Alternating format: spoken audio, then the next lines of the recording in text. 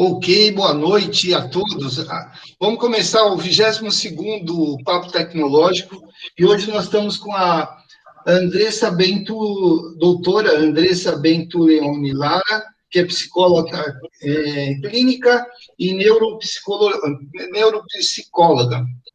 Então, agradeço aí a sua presença. A gente só vai ter um vídeo institucional do CREA, e aí a gente já entra em seguida. Tudo bem.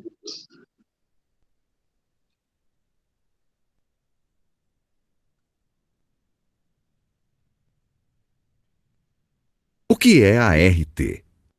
A Anotação de Responsabilidade Técnica, ART, é um documento oficial emitido pelo CREA e indispensável para o exercício profissional da engenharia, agronomia e geociências. A ART certifica quem são os responsáveis pela execução de trabalhos das áreas tecnológicas.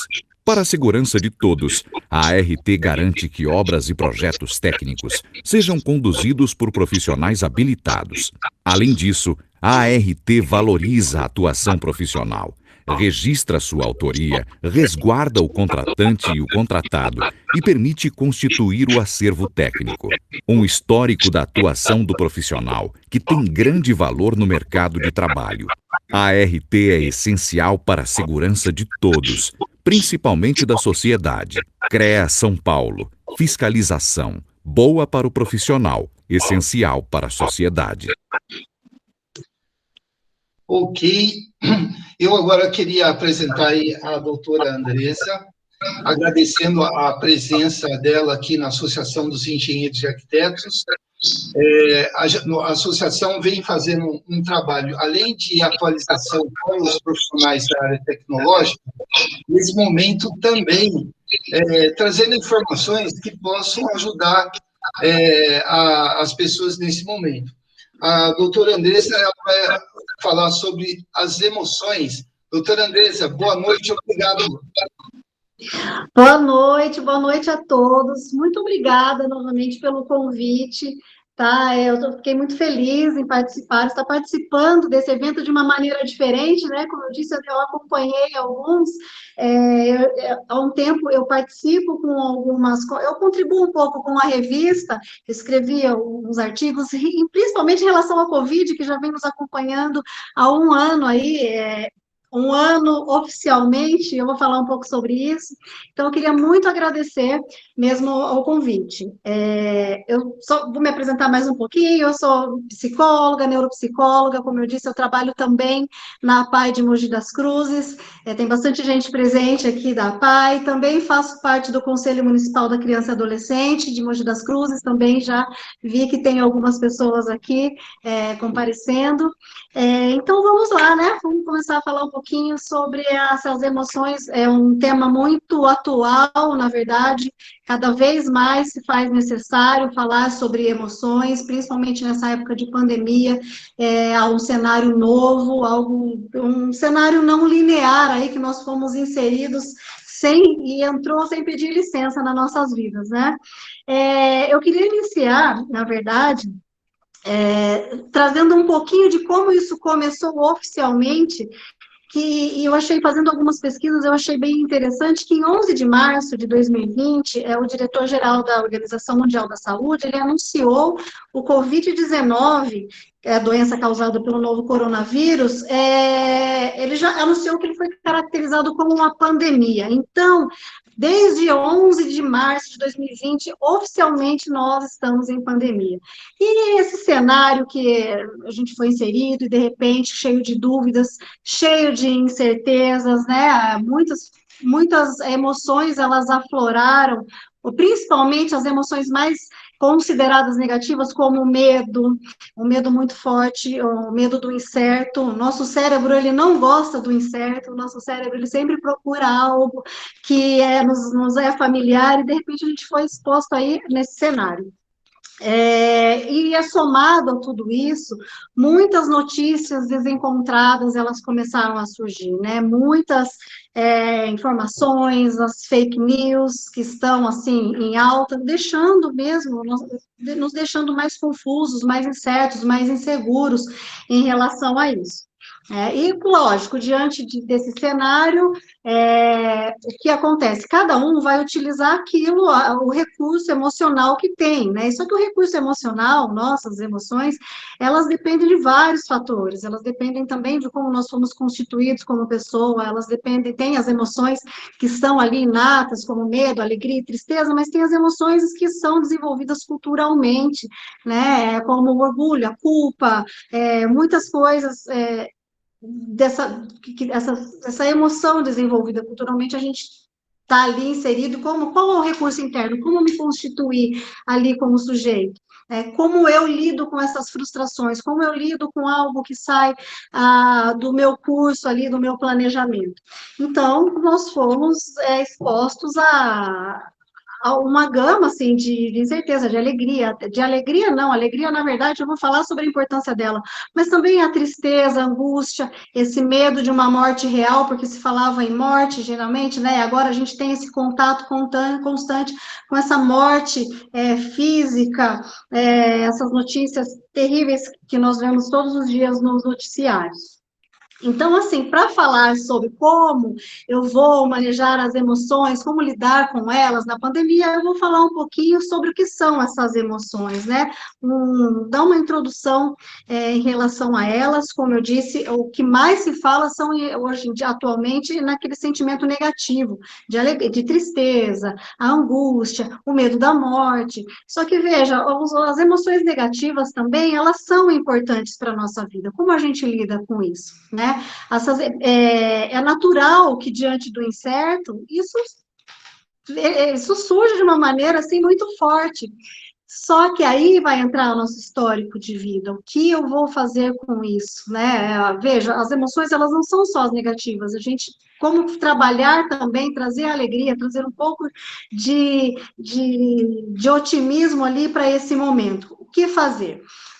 Então, o estar ciente, assim, o autoconhecimento, estar sentindo o que vem, aquela emoção daquele momento, permitir sentir esse medo, essa tristeza, identificar ali em você, e permitir que ele se faça presente também, isso é positivo, isso não é ruim, não é porque eu estou triste, isso é necessariamente ruim, mas o que eu vou fazer com isso, o que eu vou fazer com esse medo, isso é essa a estratégia, é essa a questão, né? Como, diante de todo de todo esse medo, de tanta informação, com essa morte, o que eu posso fazer?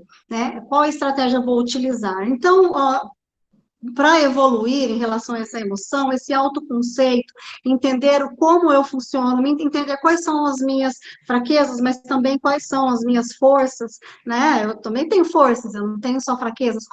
E como eu vou fazer com que essas forças se destaquem nesse momento? E isso é muito importante, e isso faz parte da evolução de entender esse emocional. Importante também falar aqui que a criatividade, agora, ela foi de uma maneira assim, né, a gente precisou exercer a criatividade. Se tínhamos preguiça, a gente precisou de uma maneira para se virar ali naquele momento, né? Como eu vou fazer isso? E a criatividade somada ao otimismo faz com que eu consiga achar estratégias ali para sair desse momento. A criatividade é isso, é a flexibilidade mental. Estou diante de uma dificuldade, estou diante desse cenário, a gente as pessoas foram obrigadas a se recolher, as crianças em casa, marido em casa, mulher em casa, todo mundo tendo que tornar ali um ambiente de trabalho, um ambiente de escola, no mesmo local, o lazer restrito, né? E aí, agora, como eu faço? Na verdade, isso é uma tensão, vai gerando cada vez mais tensão. E o autoconhecimento, achar ali as minhas forças, identificar naquele momento o que eu estou sentindo, tentar trazer isso, enxergar de uma maneira, um copo meio cheio, naquele momento vai ajudar a criar estratégias para a gente sair dessa dificuldade, né? O que eu quero dizer também, eu quero fazer, e é muito importante, um paralelo disso, um paralelo não, até isso em conjunto, trazer essa parte otimista, ter uma visão otimista do momento não significa ter pensamentos mágicos, ter um pensamento otimista, achar que simplesmente eu vou sentar aqui na minha cadeira, vou pensar positivo e tudo vai passar, vai dar tudo certo. Não, esse pensamento otimista, ele permite que o medo esteja presente, o medo vai fazer com que a gente se cuide, o medo vai fazer com que a gente preserve o outro, use máscara, saia somente o necessário, o medo faz com que a gente se preserve, né? O medo serve para preservação, então ele não é ruim. A tristeza também, a tristeza quando nós estamos ali tristes, nós achamos a estratégia, eu não sei se alguém assistiu o filme Divertidamente, que eu vou até dar um spoiler, ao final quem resolve a questão ali é a tristeza, né? Passaram por todas as emoções, mas foi a tristeza que resolveu, porque a gente, a chance de internalizar ali os sentimentos, os pensamentos, ele é muito grande. E então, o pensar otimista, uma pessoa que olha aquilo, dessas dificuldades, estamos em casa, as crianças não querem, os alunos, eles desligam né, a câmera, eu me sinto sozinho, meu Deus, o que fazer? A visão eu tenho um filho em casa e eu luto, na verdade, para que ele ligue a câmera. O pensar positivo ali, o olhar, é aceitar esses sentimentos, aceitar essas dificuldades, traçar a estratégia da melhor maneira possível. É olhar ali aquele cenário, né? Eu estou vivendo dessa maneira, usando a criatividade, vou traçar algumas possibilidades. Como eu posso resolver essa situação? Como eu posso resolver essa questão que eu não tinha antes, né? Esse problema que eu não tinha antes. O que eu posso fazer? Então, eu vou traçar estratégias de tentar de uma maneira mais positiva. A pessoa que pensa dessa maneira, ela vai traçar e ela vai visualizar um futuro mais positivo, tá? Inclusive, ela vai traçar possibilidades de eu não resolver aquilo. Se eu não resolver isso, como eu posso fazer? Qual é o outro caminho? É achar esse outro caminho que vai me dizer, vai me fazer uma pessoa mais otimista. Não, essa pessoa otimista, ela sente a tristeza, ela vai sentir um momento de angústia, ela vai se sentir sozinha também, porque nós fomos afastados, né, dessas pessoas, de muitas pessoas. A gente foi obrigado quem tem respeitado mesmo esse distanciamento social, nós somos seres sociais, nós precisamos do toque, nós precisamos conversar, o vídeo, ele supre um pouco, mas ele não supre tudo. Mas o que eu posso fazer com isso? Então, isso aqui, inclusive, é uma estratégia de lidar. Vou ficar em casa? Não. Vamos nos reunir, vamos falar coisas boas, vamos estudar por vídeo. Então, é uma maneira de pensar positivo. Aquele pensamento, aquelas pessoas que mais tendem a não olhar esse foco dessa maneira, porque tem, né, oh meu Deus, o que eu vou fazer, tá tão difícil, e aquilo, o hábito, e tudo é um hábito, tá? Isso é muito importante. O reclamar é um hábito, nossas crenças, nós vamos constituindo ali, fixando crenças, e quando a gente está pensando da mesma maneira, nós não alteramos em nada, a gente resolve a situação da mesma forma, muitas vezes só reclamando, há um prazer ali, na verdade é uma maneira de funcionamento que eu conheço, eu só sei reclamar diante de uma situação, porque resolver dá muito trabalho, né? Então, isso é muito importante. E é interessante também, eu quero trazer agora um pouquinho, uma parte bem da minha área da neuropsicologia, mas é só um pouco, né, para não ficar muito técnico. O que é interessante é que o nosso cérebro, ele é um cérebro mais negativo, por natureza, tá? Isso é chamado de viés da negatividade, isso existe, isso é estudado, porque os nossos ancestrais, né, eles tinham que sair para caçar, né? E para enfrentar perigos, então tinha que prever perigos, e isso, lógico, que gera uma ansiedade, só que o nosso cérebro, ele pouco mudou, as situações a gente não tem mais que sair para caçar, porém os nossos perigos são outros. Só que o funcionamento continua mais ou menos assim, continua, né? O cérebro mesmo ele pouco mudou. Então, o que acontece? Nessa negativa, a nossa tendência de pensar negativo diante desse histórico que nós temos, ela é muito grande. E por isso que assistir uma notícia, né? Eu vou assistir uma notícia negativa, ela me chama muito mais atenção. A notícia negativa, ela nos prende muito mais, tá? Veja, a gente pode perceber isso no dia a dia, dar um exemplo aqui, quando a gente faz algo, tem 60 pessoas, 50 te elogiam e 10 têm críticas, a gente se apega àqueles. Às vezes um faz uma crítica, a gente se apega àquele ponto, mas por que você está pensando nessas pessoas? A maioria te elogiou. Então, isso a gente usa também, no dia a dia, são crenças que elas vão se repetindo, se repetindo.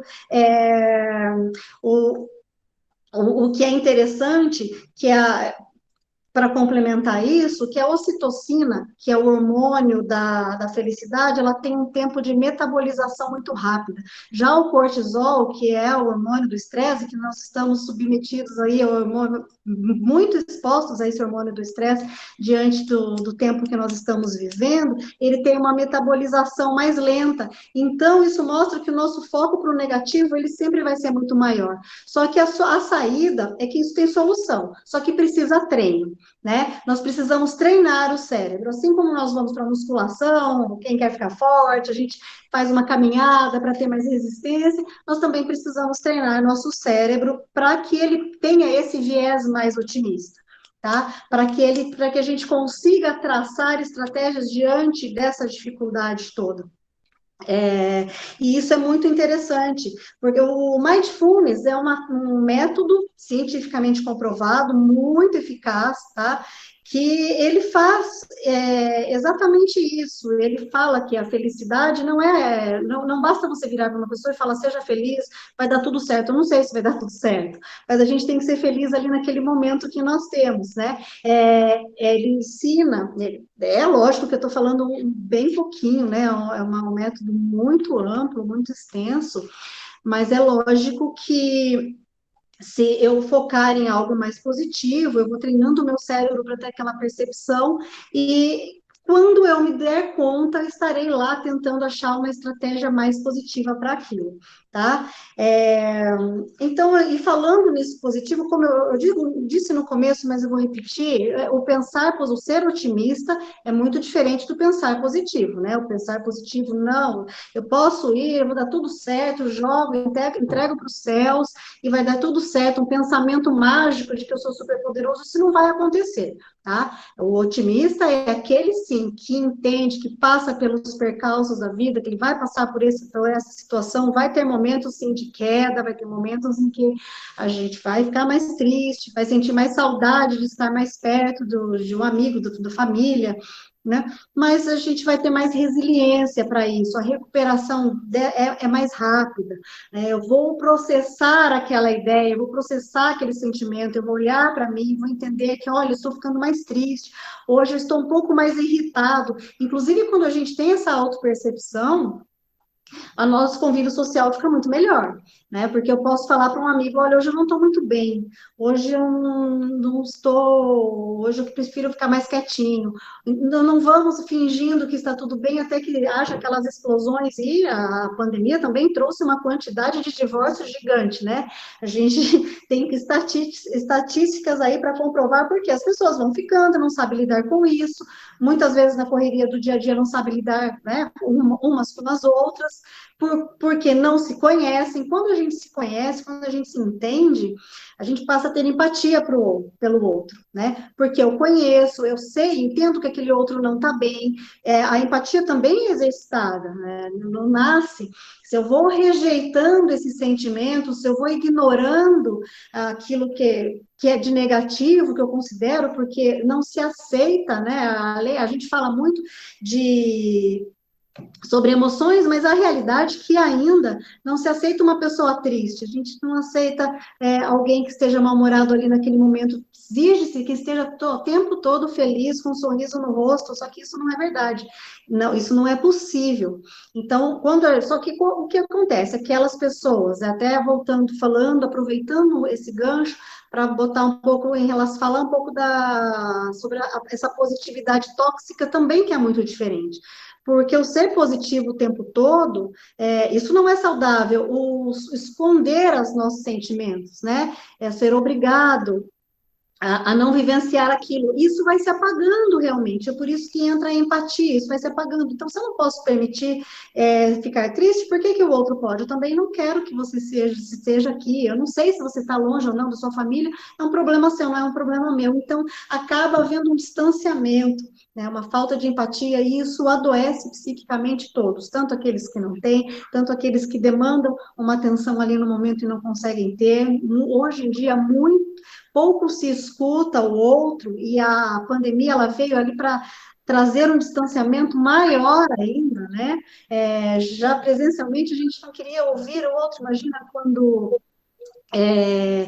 está distante, aproveita mesmo para cada um ficar no seu canto, e isso não é saudável, adoece e muito.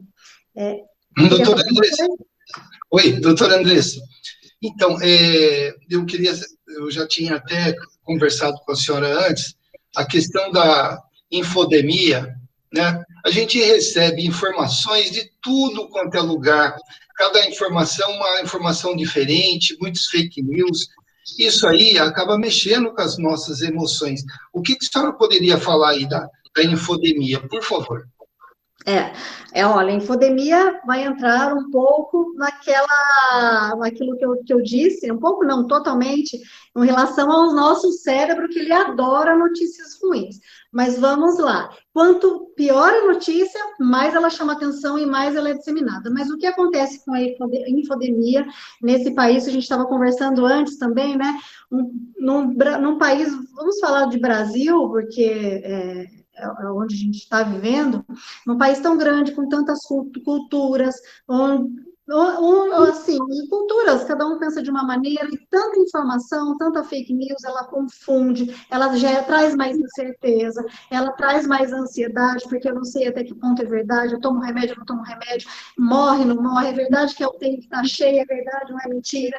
Daí você recebe no grupo da família, né, que morreu gente que você nem sabe se aquela informação, você vê lá encaminhada para várias pessoas, disseminando informação, e muitas pessoas, e assim, e não se leva em consideração, a gente tem que tomar muito cuidado ao disseminar mesmo as informações, porque nós não sabemos, existem pessoas que se aproveitam dessas situações, a gente não pode deixar de levar em consideração que existem perfis de todos os tipos, as personalidades estão aí, tem pessoas que têm prazer em causar o medo, tem pessoas que não têm empatia, tem pessoas com transtornos, enfim. Então, elas fazem, esses robôs, eles disseminam a informação, então a gente tem que tomar muito cuidado antes de acreditar, porque foi meu vizinho que me passou, eu gosto do meu vizinho pra caramba, eu confio nele. Então, o que ele falou tá verdade, é verdade. Então, tem até uma brincadeira, né, que você está no Facebook, é verdade, porque isso virou algo tão grandioso, discussões, as pessoas discutem, elas brigam por conta de opiniões diferentes e adoece diante de tanta incerteza, de tantas dúvidas, o medo, ele aumenta, né? O medo, ele é um medo exacerbado, é um medo disfuncional, ele já deixa de ser aquele medo necessário para a minha sobrevivência, ele passa a ser um medo que aterroriza, um medo que me impede de viver ali aquele presente. A atenção plena, ela fala isso, né, o método, que a gente tem que viver aquele presente de uma forma consciente, nós precisamos viver um presente consciente, um presente vivenciando cada experiência positiva ali no meu dia a dia, a gente está no cenário, se eu pensar muito no futuro, não viver no presente, ficar com medo ali, e a infodemia, ela causa esse medo aterrorizador, a pessoa paralisa, ela não vive ali aquele momento, ela vive no futuro, ela vive aquela morte, né, simbólica, esperando que a morte chegue, até que um dia a morte veio e você não viveu, você viveu para aquele momento único e exclusivo. Então, eu sei que sim, é muito difícil, né, a gente não falar em morte diante de tantas mortes, mas nós precisamos focar naquelas conquistas do dia a dia, o que a gente conseguiu fazer naquele dia a dia, a gente tem que viver nesse presente no momento, o presente é que conta agora. Doutora Vera, desculpa, doutora, a Vera Rodrigues queria falar, levantou a mão. Oi, Vera, vamos lá. O microfone está fechado, Vera.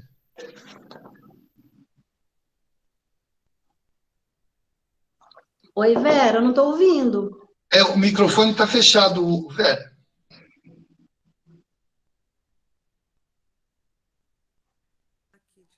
Agora sim. Ah, tá baixinho. Ai, tá baixinho para mim também. Andressa. Eu estou ouvindo, Vera. Tá baixinho, mas eu estou conseguindo. Pode falar. Então, mas você já respondeu, é sobre o medo mesmo. Você falou sobre o medo. A minha dúvida era em relação a isso, porque na primeira parada que deu, a gente ficou bem assustado, né, com isso tudo. Mas eu acho que eu, particularmente, nesta segunda, eu fiquei muito mais assustada e eu não estava. Na verdade, eu não estou sabendo lidar com esse medo. Tá, fale um pouquinho para mim, Vera, sobre isso. Então, Psicólogo adora, né? Fale-me mais sobre isso. Então, eu tô, assim, eu tenho medo, né? Eu tô assustada com isso. Eu tenho medo de ficar doente, eu tenho medo. Acho que eu não tenho medo de morrer, eu tenho medo de ficar dependente, sabe? Eu acho de alguém, ou de passar para alguém da minha família, que eu amo tanto, que eu tenho cuidado, que eu tenho zelo. Então, eu não tô sabendo muito lidar com isso, não. Eu me recolhi na casa da praia, eu acho que até você está sabendo disso, fiquei longe para poder. Parece que eu longe, sozinha com meu marido, parece que eu tenho uma defesa, sabe?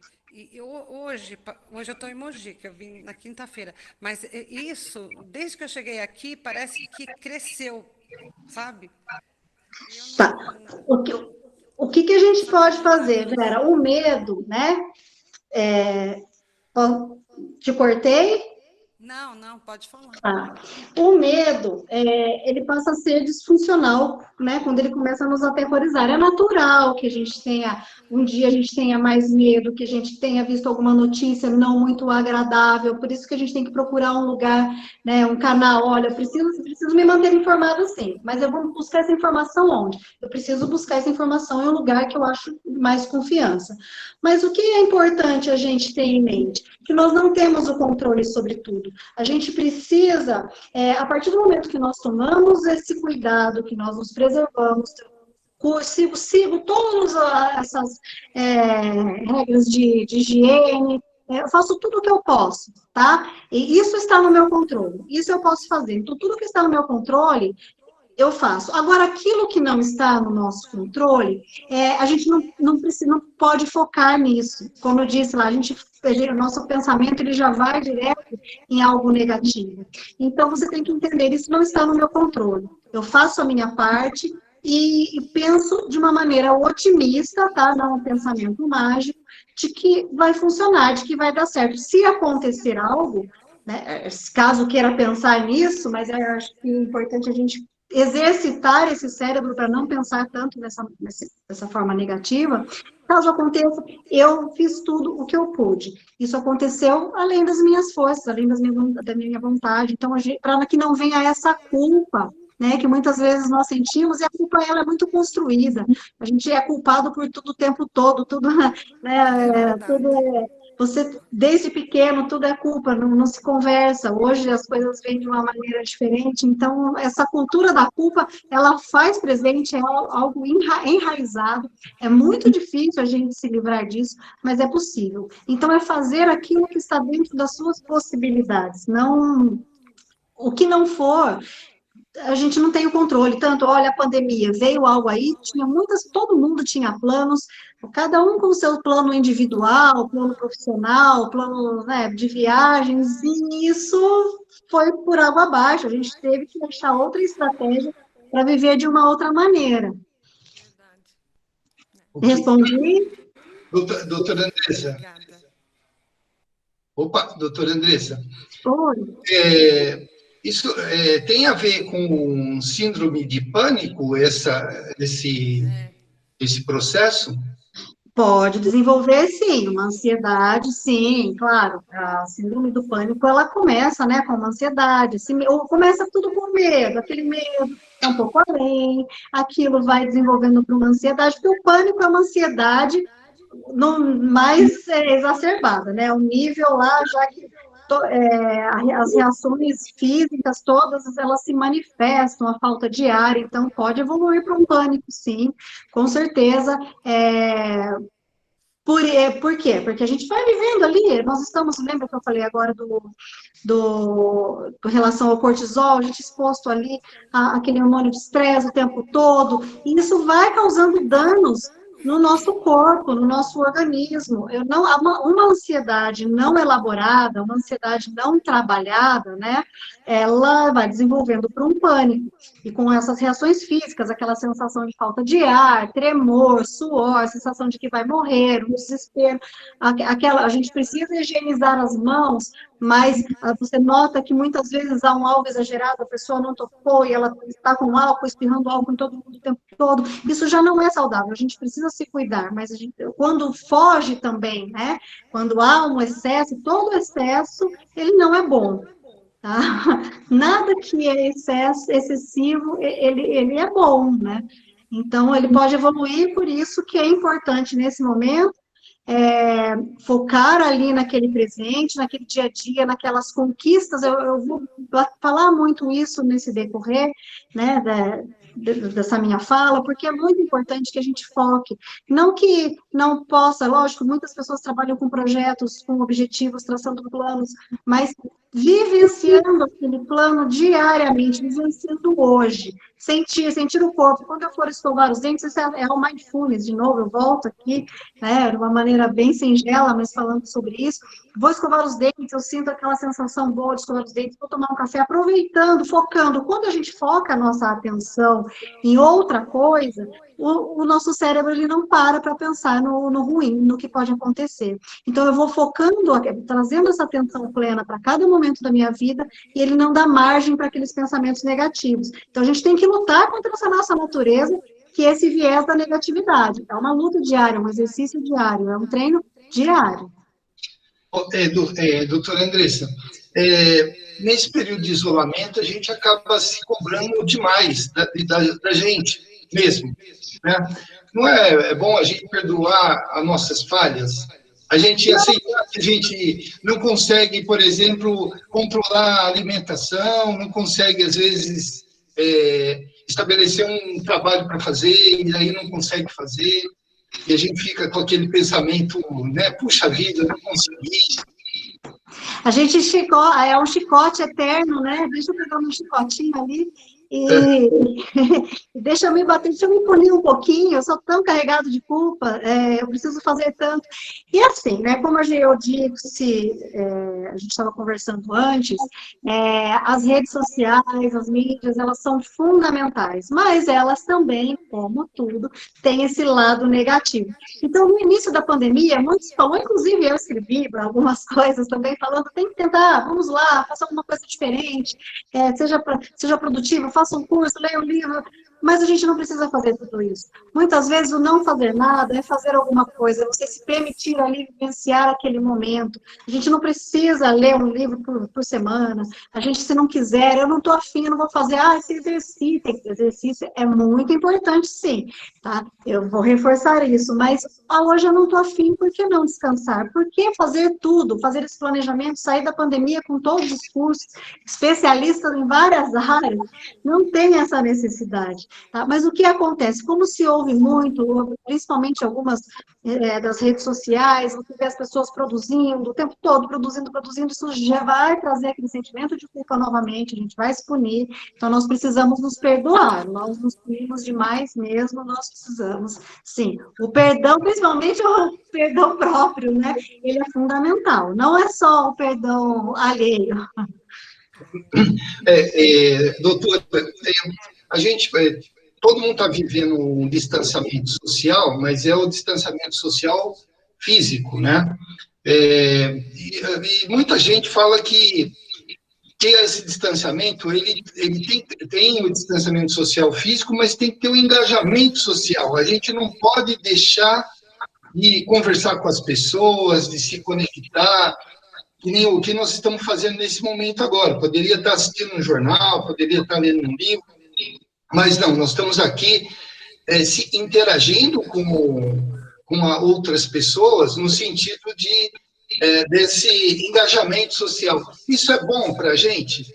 Isso é muito importante, tá? Isso é muito importante. Eu já escutei, né, algumas falas que, nossa, mas isso não supre o contato. Tudo bem, o contato é importante, mas isso é gostoso, você mantém o engajamento, você se mantém ativo, você conversa com outra pessoa, você troca ideias, isso é muito importante, tá? Não só em relação a trabalho, curso, isso é legal, mas também um encontro, né, com os amigos, marcar um encontro virtual, isso é muito importante. Você conversa, você dá risada, você escuta outras pessoas, você dá risada de outras piadas, porque, na verdade, se a gente fica ali a gente fica no nosso núcleo familiar, isso é muito legal, mas são as mesmas pessoas todos os dias. Então, esse diferencial, antes nós saíamos, né? A gente tinha o contato ali, todo diário com a família, mas saía mesmo para se divertir, saía para trabalhar, encontrava um amigo, ia tomar um café, fazer uma reunião, às vezes, num café, era algo mais próximo, mas é isso que nós estamos fazendo, esses encontros, eles são muito importantes, eles mantêm, sim, uma proximidade, eles mantêm, você conversa, você dá risada com outra pessoa, você mantém um diálogo, a fala, eu, como psicóloga, né, posso dizer muito bem que a cura pela fala, a fala é muito importante.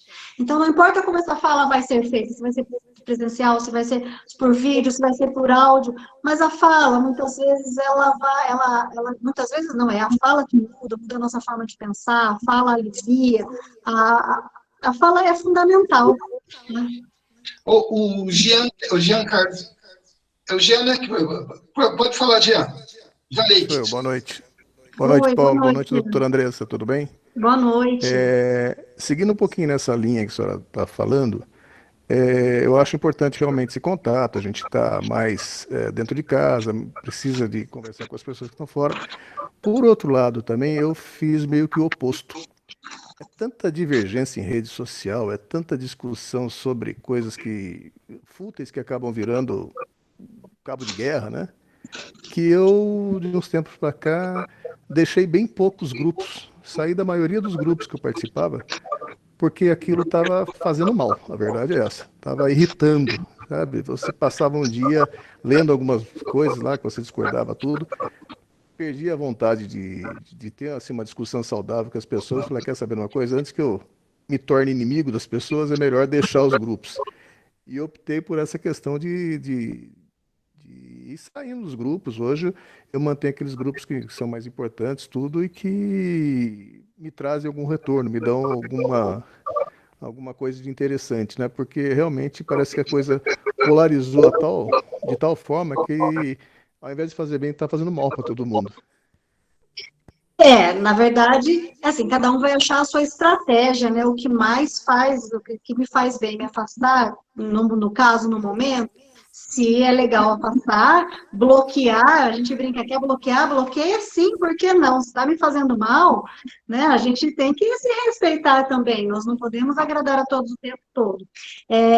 Mas sempre buscar de uma maneira mais saudável vivenciar, principalmente as redes sociais, esse encontro, desde que ele seja produtivo, de que ele seja saudável. Realmente, há uma guerra, há uma forma muito ruim de utilizar, né, as redes. Muitas famílias, muitos amigos brigavam por conta de divergência, em que um não aceita a opinião do outro. Não é aceitar, não é escutar a opinião. As pessoas estão impondo opiniões e não estão dando margem para que se converse, se dialogue. Então, ficar realmente próximo daqueles que você se identifica mais, isso é importante, né? A gente tem que procurar isso, principalmente no meio, você tem o controle ali, já que está o controle nas suas mãos, então escolha aquilo que te faz bem no momento. Nós não precisamos nos expor àquilo que não está nos fazendo bem. Eu não preciso ter aquele amigo participar daquele grupo que não me respeita, que não respeita a opinião dos outros, nós não precisamos mesmo, doa quem doer, né? Então, e ele que lute, que lide com essa emoção, com essa frustração de não ser aceito nas suas opiniões. Então, isso é importante, é interessante. Aí cada um vai olhar para si, vai entender a estratégia, olha, eu prefiro sair de grupos, eu prefiro participar mais de grupos, eu funciono bem assim, vai entendendo ali, individualmente mesmo, de uma maneira bem subjetiva. Então, é interessante, é uma forma, sim, de lidar com a situação agora no momento. Ok, obrigado. Carla, você pediu a palavra?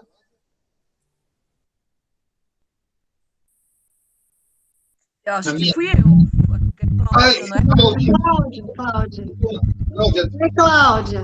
Que bom Oi, te ver por aqui. Então, doutora Andressa, deixa eu comentar uma coisa com você. Eu estava assistindo uma palestra do Fernando, até que eu cheguei a comentar acho que uma vez com você, e ele falou uma coisa que sempre ficou isso na minha cabeça, que aquelas pessoas que não têm ou crise de ansiedade, síndrome do pânico, depressão, por causa dessa fase da pandemia que a gente está tendo há mais de um ano, vão ter. Né? E aquelas que têm, o que você acha disso?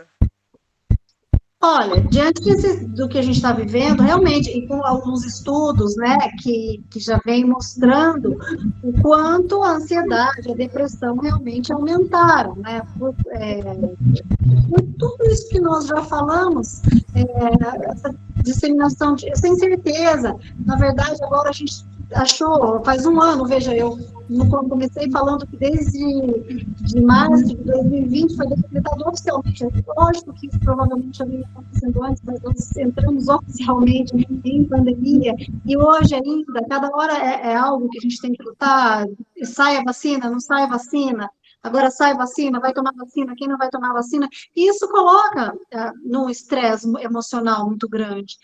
De novo, a dúvida, a incerteza, o quando isso vai acabar, eu não aguento mais, isso faz com que vai adoecer, traz um adoecimento realmente.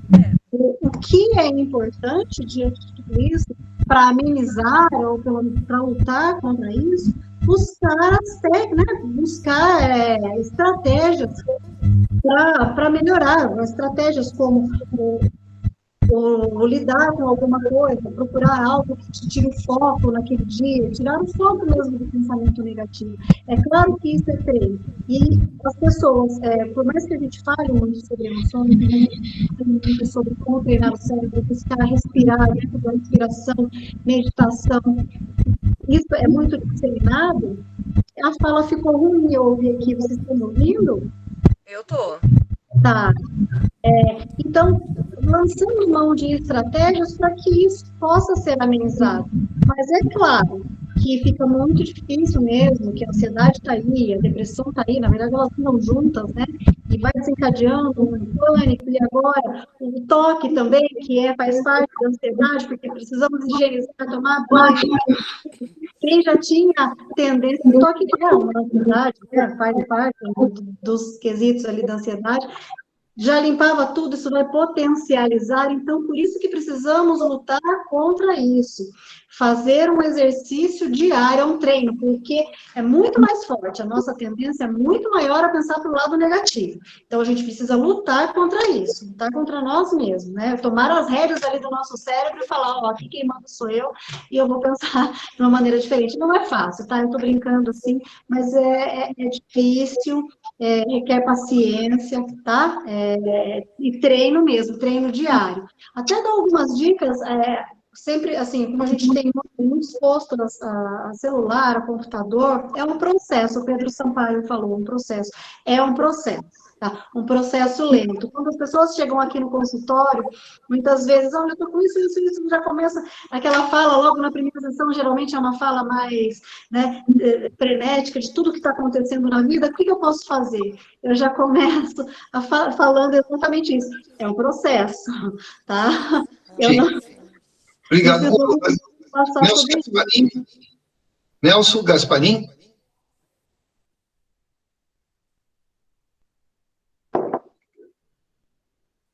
Opa, não, tá sem som.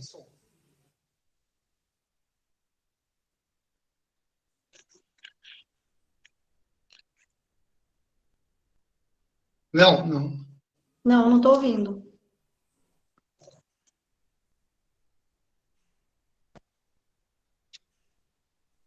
Depois, o...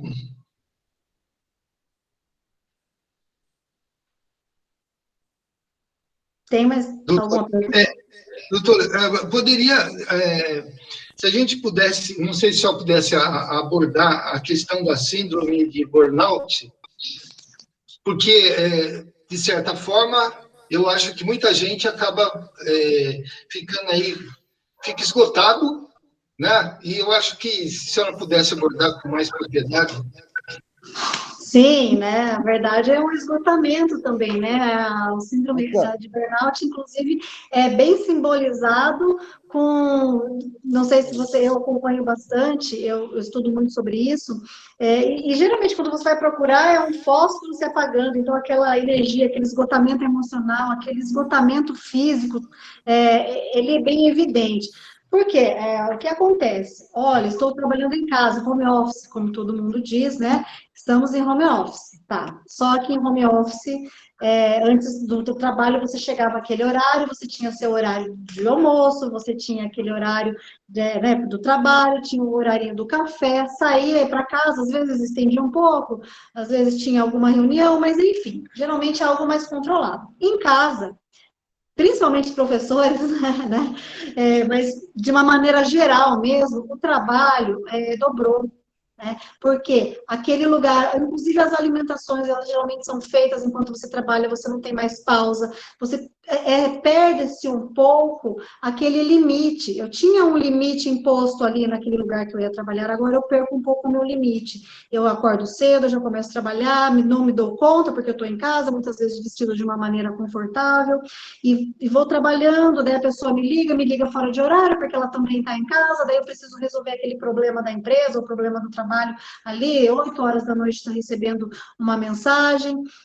Então, isso vai esgotando, porque você vai trabalhando além da conta.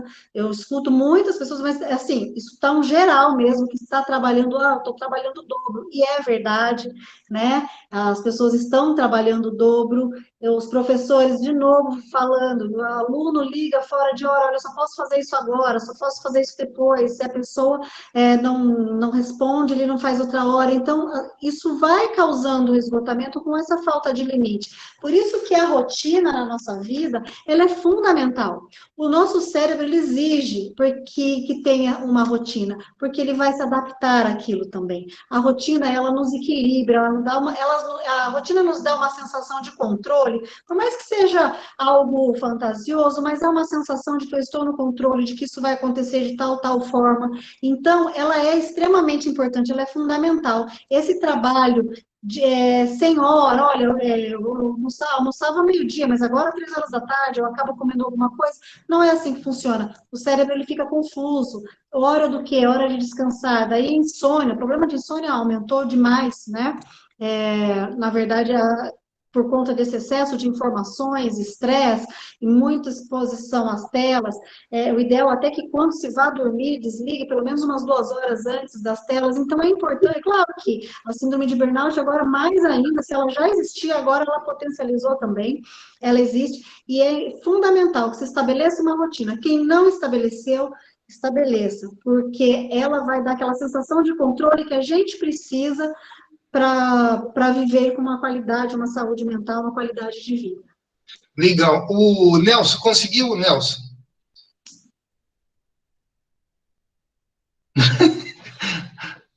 Eu consegui ler rapidinho. Sobre neurolinguística, começou assim. Ele está falando sobre neurolinguística, como ativar o otimismo e reduzir ou inferiorizar os problemas e ansiedades pelo sistema neurolinguístico. Tá, eu vou falar que eu conheço da minha área, tá? Que também envolve um pouco. O que a gente pode focar aqui nessa, eu até disse no início eu acho que antes, né, na prévia que nós estávamos conversando, em relação ao otimismo e focar muito naquele presente, né? No presente, porque quando eu foco em algo, se eu falo que eu não quero mais pensar em problema, meu cérebro vai automaticamente pensar naquele problema. Se eu falo, eu não quero pensar mais nisso, ele vai buscar exatamente essa situação para pensar. Então, eu focar em prazeres diários, conquistas diárias, ter o prazer mesmo do dia a dia, o que eu consegui fazer hoje? O que eu consegui fazer hoje? Né? Eu consegui isso, foi produtivo, eu pensei aquilo de uma maneira mais otimista. Tá? Agora, o que eu consegui? Eu fiz muitas coisas, mas eu estou em casa, eu estou preso, quando isso vai acabar, você já foca. Então, é tentar desviar o tempo todo, e por isso que é treino, é desviar, e não é ignorar os sentimentos, não é ignorar o que está sentindo naquele momento, é focar mesmo, dar valor àquilo que a gente faz de uma maneira automática, porque a gente vive mesmo de uma maneira zumbi, a gente acorda, vai, escova os dentes, faz isso sem pensar. A partir do momento que você para, conscientemente, estou escovando os dentes, pensando aquilo, focando o seu pensamento nesses pontos, nesses passos, nessas conquistas diárias, e conquistas são conquistas simples, não são grandes conquistas, né? Aí você vai desfocando aquele negativismo ali e vai diminuindo. Mas isso é treino. Eu não sei se eu respondi, mas realmente de novo, focar no nosso conquista, no consciente, trazer o consciente no nosso momento, sentir o meu corpo, fazer um relaxamento, sentir ali que eu existo, né? Me sentir. Não viver esse modo automático, do modo zumbi, que a gente já está acostumado a viver há muito tempo por conta de rotinas já de antes já estabelecidas, rotinas loucas. Ok, Jane? Olá, doutora. Como acabou de citar, algum exercício, indica algum exercício para que seja fácil, simples, para que possamos fazer para melhorar, enfim, para ter aí um up e esquecer as coisas ruins? Adoro exercício. Os meus pacientes aqui todos saem com exercício, lição de casa para fazer toda semana. Na verdade, tem muitos métodos, tá? Que a gente pode utilizar assim.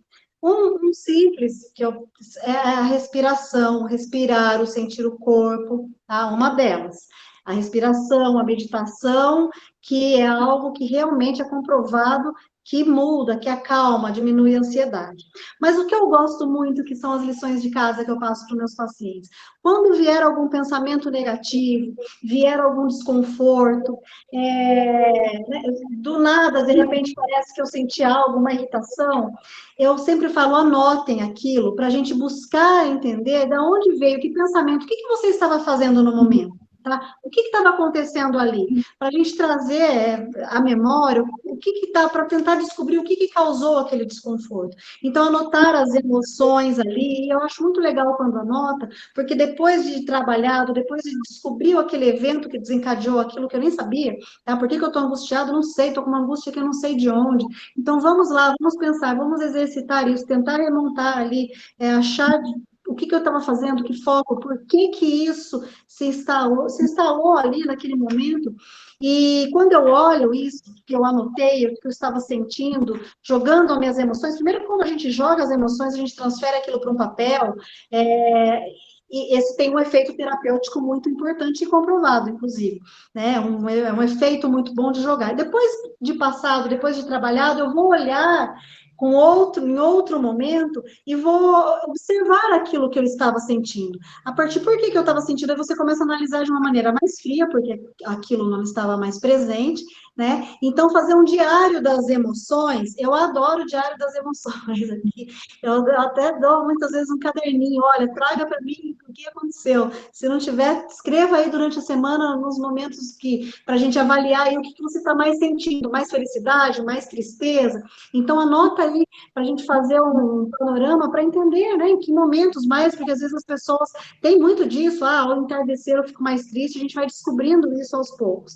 Então, são técnicas, que você vai observando, depois você olha com um olhar, né? Olhar de uma maneira mais fria e começa a entender. Outra estratégia também, deu a bola agora, eu adoro de falar sobre isso, idealizar, às vezes eu estou ali com aquele problema, com aquela situação difícil de resolver, projetar, né, no papel mesmo, eu gosto de papel, mas tentar resolver aquilo, imagina você daqui, e fazer o processo de imaginação, daí nós vamos usar a criatividade, a imaginação nesse momento, a criatividade que é tão importante para achar a estratégia.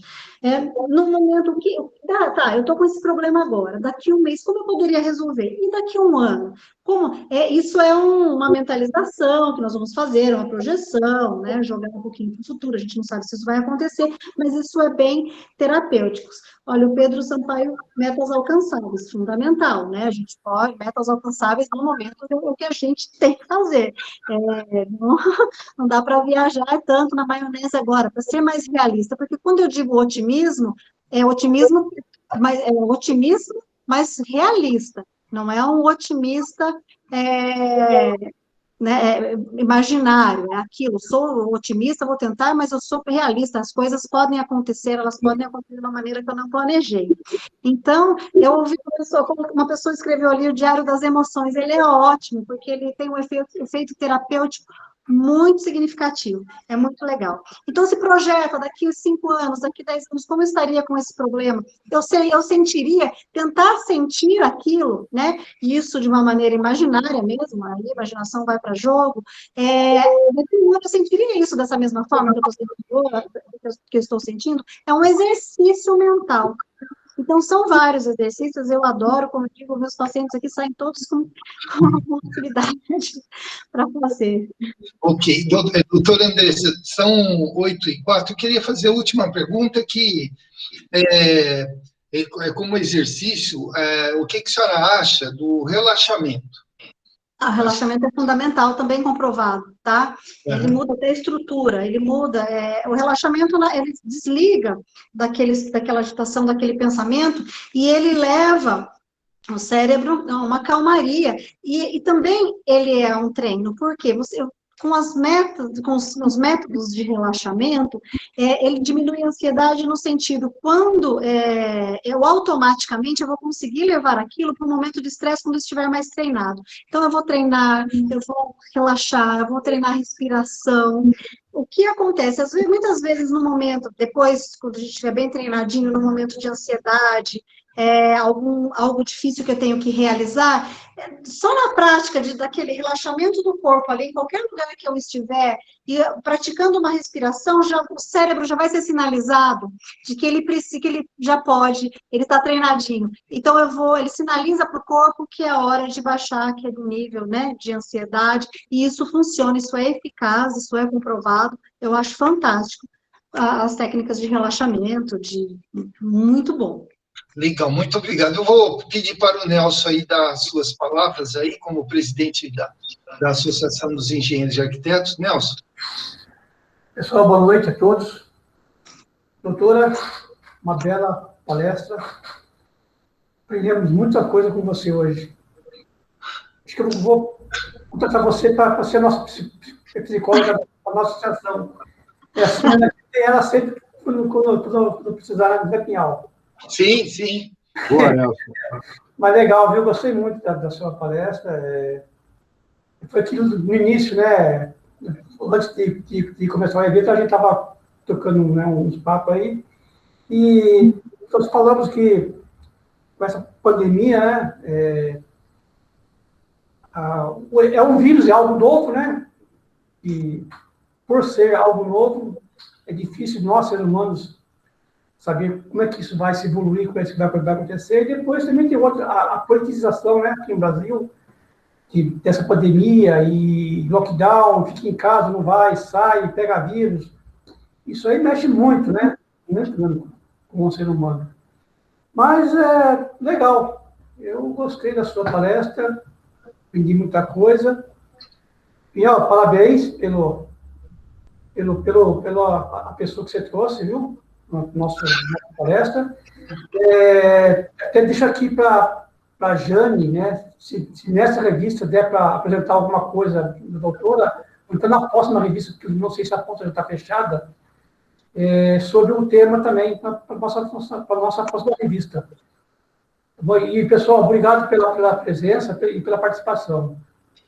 Ok. Bom, obrigado, Nelson. Deixa eu fazer os agradecimentos finais aí para a doutora Andressa.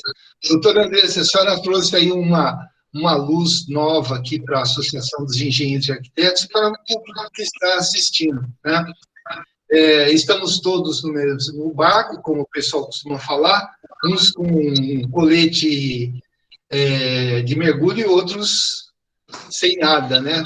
Estamos aí meio parecido um Titanic aí, né? Mas cada um tentando encontrar uma maneira de poder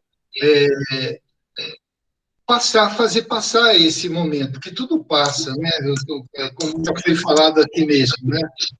De qualquer forma, eu acho que tudo que a senhora falou, a questão dos exercícios, tem muita gente que acha que às vezes o problema é só dela, e a gente sabe que muitas vezes é um problema coletivo, né? De qualquer forma, eu aprendi bastante.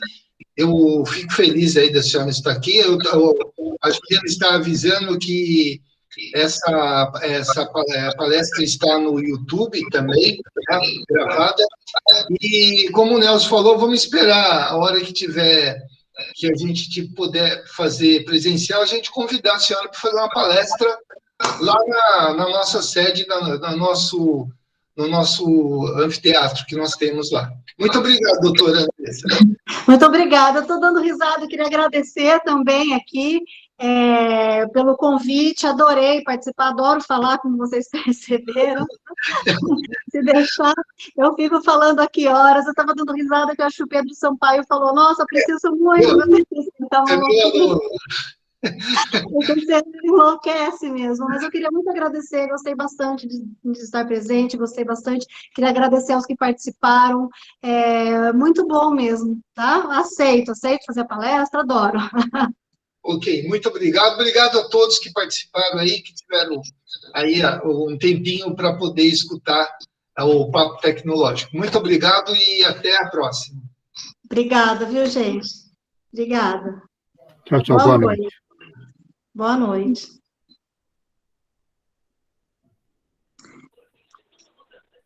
Eu desligo aqui, Paulo? É só desligar, doutora. Posso desligar? Então tá bom. Obrigada. Obrigado. Obrigada. Tchau, tchau. Tchau. Ei, Miguel, hein? Valeu, Pinhal. Muito obrigado. Muito boa palestra, hein? Valeu. Até mais. Ô, Fabião. Um abraço, Ju. Um beijo para você. Miguelzinho, beleza? Beleza pura. Tá quietinho hoje.